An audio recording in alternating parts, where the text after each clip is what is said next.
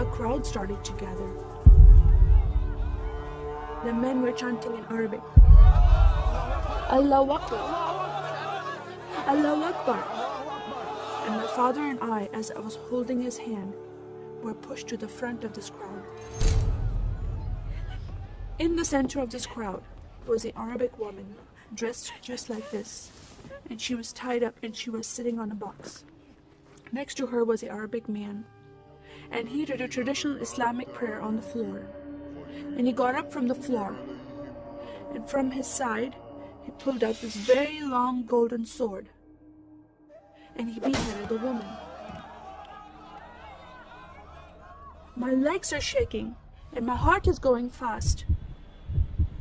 And my father said, if you don't listen to the teachings we're instilling in your life, this will happen to you one day.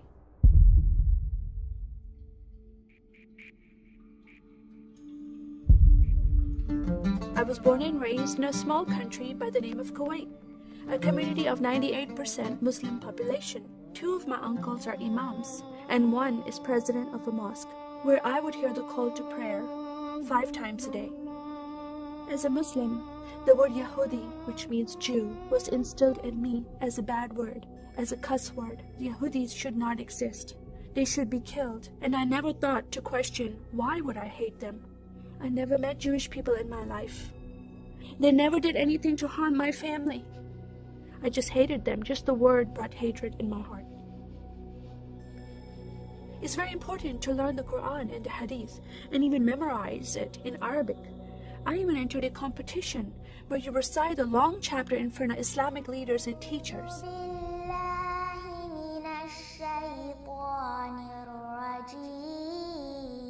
And I came 2nd place. I thought I did a good job. But my father said, no, that's not good enough. Most of my life for me, it was alone, by myself, broken person, in need of love from my family, but I never received it from them. I tried to experience this love from Creator God, from Allah. In my prayer times, I lifted up my hands and I cried out to Allah for help. Please have my father stop beating my mother. Please have my father stop beating me. But no help came. God is not a personable God to Muslims. God doesn't say, I love you. Saddam Hussein forces came in the middle of the night and invaded the small country of Kuwait. And then they came to my city and they destroyed property and they looted people's home and they stole possessions and they killed the men and they raped the women. Then we were granted asylum status to stay in the US. My grandmother suddenly got very sick. She had a heart attack and she went to the hospital. And 2 days later, she passed away. I was devastated because I lost my best friend. And this lady approached me and asked me if I was okay. And I said, no, Paula, my grandmother died. And I just started to cry again. At that moment, I was hurting so much, only crying helped. And Paula came to me and put her arms around me and she gave me a hug. And then she asked me a question. Would you like to go to church with me?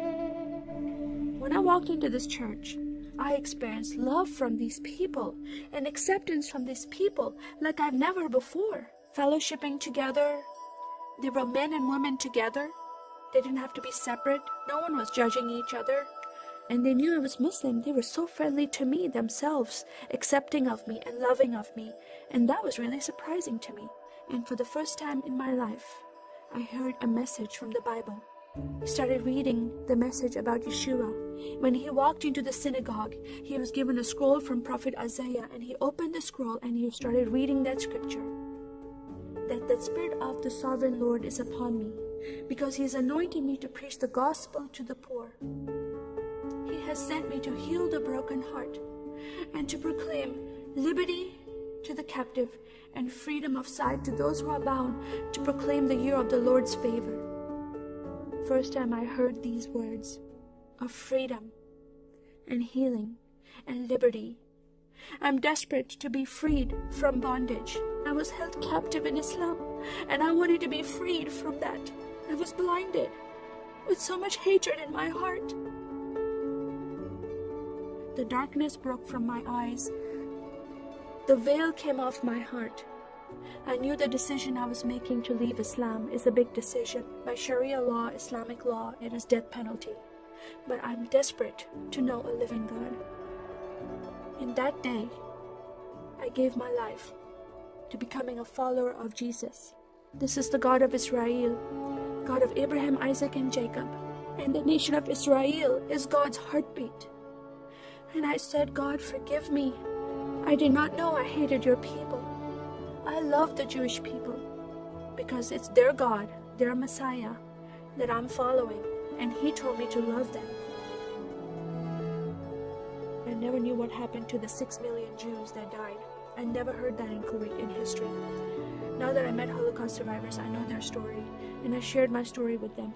Your God, your Messiah, changed my heart, giving his life for me, so I can have life everlasting. He rescued me. He saved me. He came and brought joy in my life again.